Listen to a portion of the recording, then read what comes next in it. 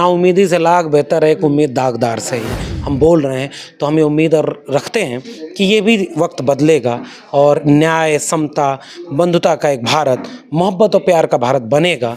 डर जैसे मुझे लगता है कि कल को मेरे साथ क्या होगा, वैसे ही डर उनको भी लगता है जो आज लोगों के साथ बुरा कर रहे हैं कि कल मेरी कुर्सी चली गई तो क्या होगा।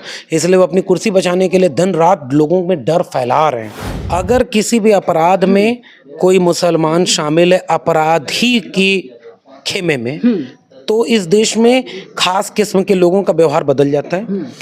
दूसरी तरफ अगर कोई और है, वहाँ मुसलमान नहीं है, कोई और है, तो चुप हो जाएंगे। किस किस को कैद करोगे? तमाम लोग जेल में बंद हैं। जीएन साईं बाबा, खालिद सैफी, उमर खालिद, उन लोगों को सरकार रिहा नहीं कर रही है और इसी को लेकर के आज एक मीटिंग रखी गई थी और चर्चा की गई। हमारे साथ बातचीत करने के लिए डीयू के प्रोफेसर लक्ष्मण यादव जी हैं। सर, सरकार तानाशाही रवैया अपना रही है, किस तरीके से आप देखते हैं? तानाशाही किसी भी लोकतांत्रिक देश में गलत होती है, इसलिए हमारा तो देखना यही है कि इस देश को संविधान से चलाया जाए। इस देश में न्याय, समता, बंधुता का जो मूल्य है, जो संविधान का मूल्य है, वो कायम रहे।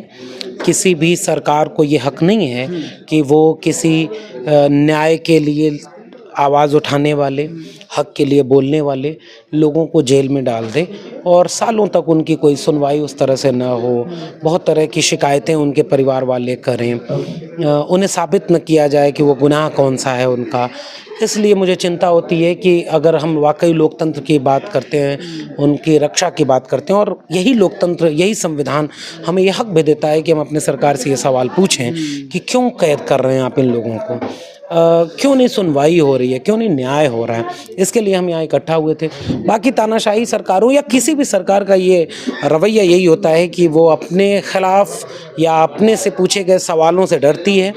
वो जैसा देश समाज बनाना चाहती है वो उसी दिशा में काम करती है, इसलिए वो उन सारी आवाज़ों को खामोश करना चाहती है जो उनके खिलाफ हों या उनसे सवाल करें। लेकिन मैं काउंटर क्वेश्चन करूंगा, मैं आपसे जानना चाहता हूं, क्या हमारे देश में संविधान लागू है? नहीं, मैं तो कह रहा हूँ संविधान है। हम आज यहाँ खड़े हैं, हम अपने मुल्क की चुनी हुई सरकार से सवाल कर रहे हैं, हम अपनी नाराज़गी जाहिर कर रहे हैं, हम एकजुट होकर के कह रहे हैं कि भाई देश में बहुत कुछ गलत हो रहा है, वो नहीं होना चाहिए। ये सारा हक हमें संविधान से मिला है। संविधान देता, लेकिन बीजेपी की नेता जैसे जीएन साईं बाबा को कोर्ट से जमानत मिल गई, हालांकि मामला सुप्रीम कोर्ट पहुँच गया, फिर रोक लगा दी गई, उन्हें जमानत नहीं दिया जाए, बल्कि लगभग 90% वो डिसेबल हैं, अपंग हैं, कुछ नहीं कर सकते, सरकार को खतरा है, जेल में बंद हैं। तो अगर संविधान लागू है तो जाहिर सी बात है कि कोर्ट में सुनवाई होनी चाहिए। कोर्ट फैसला देती है, कोर्ट हाई कोर्ट का फैसला आता है, सुप्रीम कोर्ट स्टे लगा देती है। नहीं, संविधान लागू है, लेकिन जहां संविधान के खिलाफ काम हो रहा है या हमें लग रहा है कि संवैधानिक मूल्यों को लेकर के न्याय नहीं हो रहा है,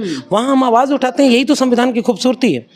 वो जमहूरियत में जनता को इतना हक दिए हुए हैं, आवाज़ उठाने वालों को जेल में डाला जा रहा है। बिल्कुल, बड़ा सवाल ही है। हर दौर में ऐसा होता रहा है, इस बार थोड़ा ज़्यादा हो रहा है, बहुत तेज़ी से हो रहा है, लेकिन इसके खिलाफ लड़ने का भी तो संविधान ही मौका दे रहा है। कल्पना करिए कि संविधान खत्म कर दिया जाए तो फिर तो हम ये भी नहीं कर पाएंगे जो हम कर रहे हैं। इसलिए जितना संविधान बचा है उसका इस्तेमाल करते हुए और ज़्यादा संविधान बचा रहे, इसकी कोशिश हम करते रहेंगे। क्या लगता है इससे रिहाई हो पाएगी? बिल्कुल, हर मतलब नाउम्मीदी से लाख बेहतर है एक उम्मीद दागदार से ही। इसलिए हम हमेशा उम्मीद रखते हैं। बहुत बुरे दौर आए, बहुत मानवता पर संकट आया, बहुत तानाशाह बड़े बड़े आए, बहुत तरह के लोगों ने इस मुल्क को इंसानियत के खिलाफ काम करके इसको ख़त्म करने की कोशिशें की, मगर आज भी हम खड़े हैं, हम जिंदा हैं, हम बोल रहे हैं। तो हमें उम्मीद और रखते हैं कि ये भी वक्त बदलेगा और न्याय, समता, बंधुता का एक भारत, मोहब्बत और प्यार का भारत बनेगा और हम वो भारत बनाने के लिए कोशिश करते रहेंगे। क्या आपको यानी लक्ष्मण यादव को डर नहीं लगता कि तमाम बोलने वाले जेल में डाल दिए गए? आप बोल रहे हैं तो हो सकता है नंबर आपका। डर सबको लगता है, कोई ये कहे कि वो डरता नहीं है तो वो झूठ बोल रहा है। डर जैसे मुझे लगता है कि कल को मेरे साथ क्या होगा, वैसे ही डर उनको भी लगता है जो आज लोगों के साथ बुरा कर रहे हैं कि कल मेरी कुर्सी चली गई तो क्या होगा। इसलिए वो अपनी कुर्सी बचाने के लिए दिन रात लोगों में डर फैला रहे हैं जो ज़्यादा डरता है वो और लोगों को बहुत तेज़ी से डराता अरे है। मोदी जी शेर हैं, डरते थोड़ी ना हूँ। अब वो छोड़िए वो सब, मैं मनुष्य को मनुष्य ही मानता हूँ, मैं उन्हें पशु बनाने के पक्ष में नहीं हूँ। वो एक अच्छे टीवी इंसान वाले कहते हैं हमारा शेर है। टीवी वाले तो शेर का वो पोशाक वोशाक पहन के चले जाते हैं। अब वो बहुत महान लोग हैं, इस देश में एंकर होने की पात्रता बहुत बड़ी है।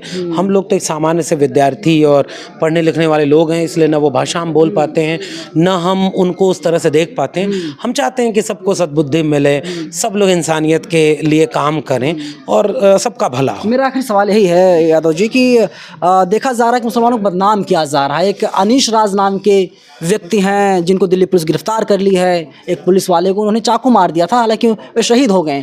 तो पुलिस कह रही है कि मोहम्मद वो एक पत्रकार का मामला है, लेकिन ये प्रवृत्ति तो है।